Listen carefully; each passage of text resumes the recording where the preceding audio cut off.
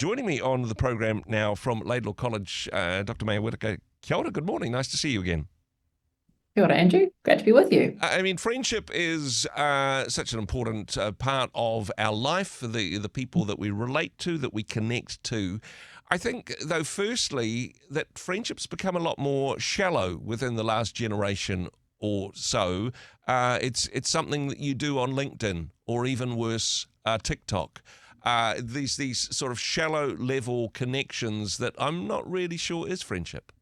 Yeah, and that person is there for you to get something out of them. So you're networking, they might be the pathway to your next opportunity, Yeah. or they're there for some kind of entertainment value. And I think it's not that is not bad, but that's just not enough. Like that's not the kind of friendship I think that we're created for in our heart desires. And I appreciate being able to connect with lots of people through social media and keep tabs on what's happening, but that's not the kind of deeper friendship that I know that I need. Yeah. Yeah. And when we talk about our relationship with Jesus, and some people struggle with the concept of seeing Jesus as their friend in a sort of I'm not worthy kind of way, but role modeling this way of being, this way of communicating, this way of connecting with people.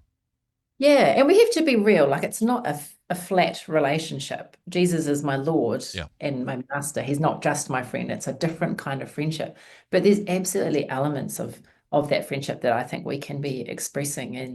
And one of those is the way that Jesus just accepts people. Like, yes, no, we are not good enough to be his friends, Yeah. but that wasn't the question that was being Yeah. asked. Were we good enough? Or what he could get out of us. What can we bring to the table in this relationship, Jesus? Well, nothing. Mm. And I think that really shows us as we're relating to other people, what question are we asking them? Are we asking about what they're going to bring to the table? How are they going to benefit us? Or is it this kind of self-giving, this agape love that we see, consistently modeled through Christ? Yeah. That's the kind of deeper friendship, which sometimes, often it's give and take, but sometimes there's a lot more give Yeah. in different seasons. And making space, I think, for friends to be frail and imperfect. That's been such a gift for me, I think, in recent years where I've been through seasons where I've just not been a good friend.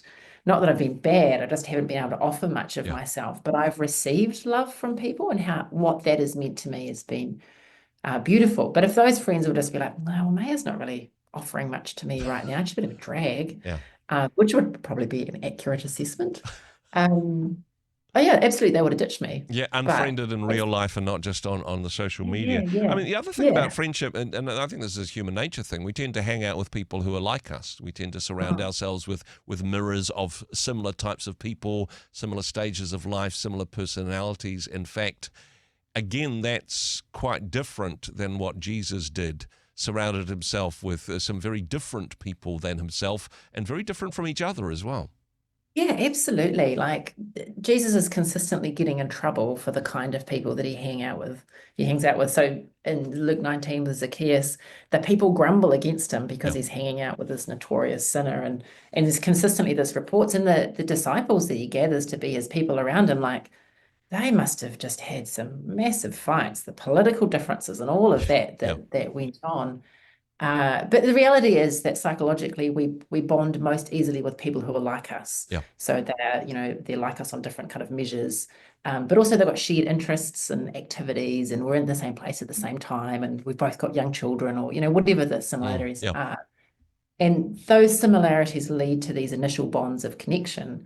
But that's still quite superficial. And you can go to the deeper levels, the deeper bonds, with people who are quite different to you. And that I think is often where we're modeling the kind of Christian community that we are called to, that really rises above that difference, that offers this kind of generous hospitality to people. You don't need to be like us to belong to this club. Like Yeah. that's actually very Christian and quite distinctive in our culture right now. Exactly. And honestly, there's a key difference between being somebody's friend and somebody's social worker. And Mm, sometimes we get into relationships where there's it's distinctly uneven. One yeah. person's doing much more of the giving than the other. But I suppose when we look at it through Jesus' lens, that was all of his relationships, right? He Yeah. was the one who was faithful. Everybody else was failing. Yeah, yeah. He comes across as a guy who's got quite poor boundaries, except he's always taking time for himself in the morning, isn't Yeah, he? yeah, Going off to pray. And, you know, there will be friendships that are not reciprocal in the same way, where you might be offering more of yourself. But I guess I would always encourage people to maybe broaden their vision of what it looks like to receive from a person. Like yeah. in terms of friendship, maybe they're not the kind of person that you're going to go out and have coffee with all the time and you're going to come away just as affirmed and whatever, but actually it's been a good time for you in other ways. Yeah. So like what are our measures of what is good and what actually there's ways that people we can be receiving from people who are quite different to us, as long as we can put aside some of this classist stuff. Mm, Yeah, I think that's really important. And it's a beautiful space for spiritual formation because friendship, it pushes at some of the stuff that can be good sandpaper yeah. for our lives.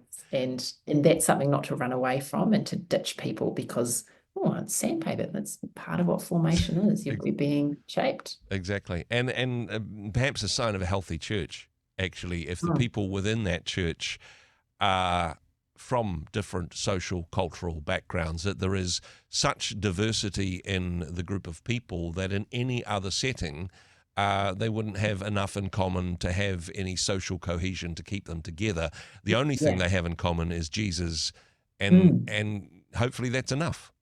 Yeah, yeah. And that should be more than enough social cohesion, especially because with that, it's not just we're all into this, sport or art or whatever. Yeah, It's not just that kind of common idea or even common purpose. We're also created in this body of Christ together and we're given the Spirit to help us with the things where things are difficult. But because things are difficult, there's this beautiful quote from Eugene Peterson in his book Leap Over a Wall, and he talks about how every time he relocates, he looks for a new church community, somewhere local to be part of. yeah. And he says, I've never been anything less than disappointed.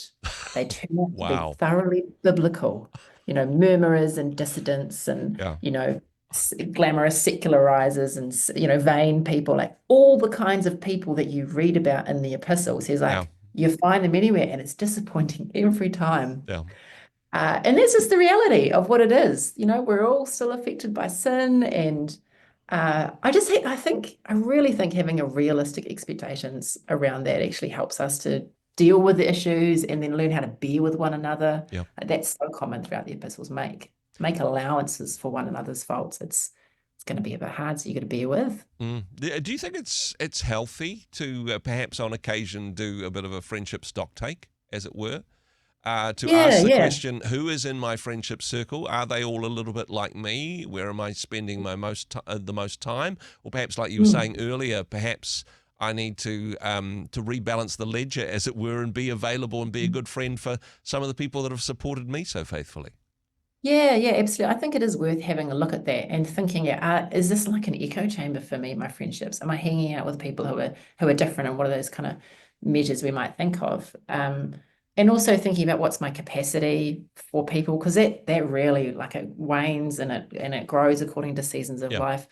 But also when you're thinking, actually, I want to intentionally pursue some friendships, especially if you're wanting to go a little bit deeper with some people and thinking, okay, who could be that kind of friend for me? The friend who's like a heart friend who you can really open up with, uh, and praying about that, but then intentionally pursuing that. And that yeah, looks like time. And I certainly find that unless I'm really intentional about hanging out with people, it's not going to happen yeah. because other people need me. My children need me, and so I have to be really conscious about it. Mm. So it is worth having a little bit of a reflection. Mm. No, really good indeed. And just finally on this one, Maya, just wanting to talk about people who, I mean, this is perhaps a bit of a difficult topic because if they were doing a friendship stock take, they'd say, you know what, not that many and nothing really below the surface. It's Yeah. all pretty shallow. And I'm Mm. so lonely at the moment, even within my family and with people that I've known for years.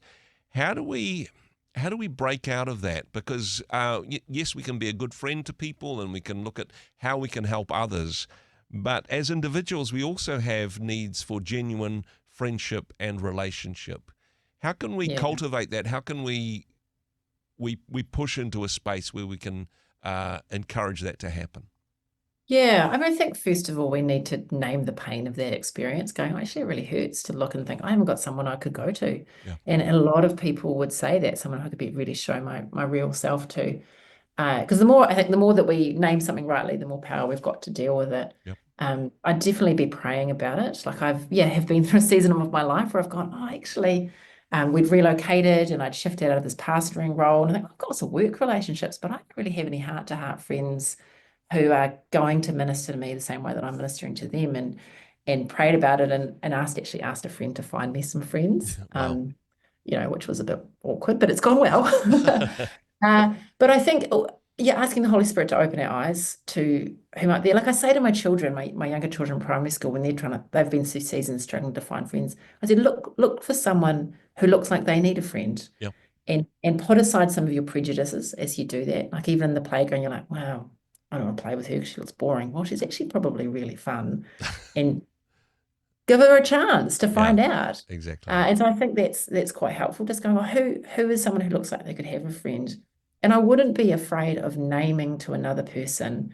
I'm really looking for some good friendships. Would you be interested in like actually having that conversation? It can feel super awkward, but so far as I've tried it, it's worked quite well. No, very good indeed, and it takes us to a deeper level than Facebook friendships or even quick conversations over a coffee after church and that type of thing. Because everybody wants this in their hearts. Like people want different amounts of friends and different levels of friendships. We are created though to be in relationship, and so you might invite someone and they might go, "Oh no, not with you." And it's fine. Yeah. We're not coercing people to anything. Not everyone's going to like you.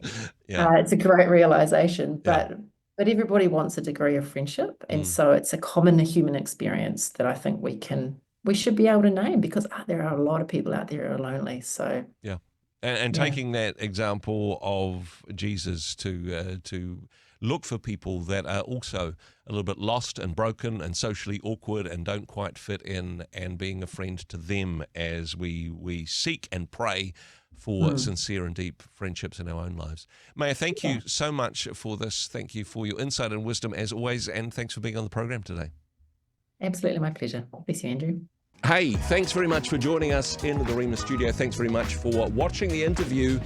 It's kind of nice to have an audience, actually. And if you did like what you watched, then do give us a like, do give us the thumbs up. And if you'd like to see more interviews like that one, or perhaps even better, subscribe and those interviews will come straight to you. Don't forget to turn on your notifications, and we'll see you in the next one. Cheers.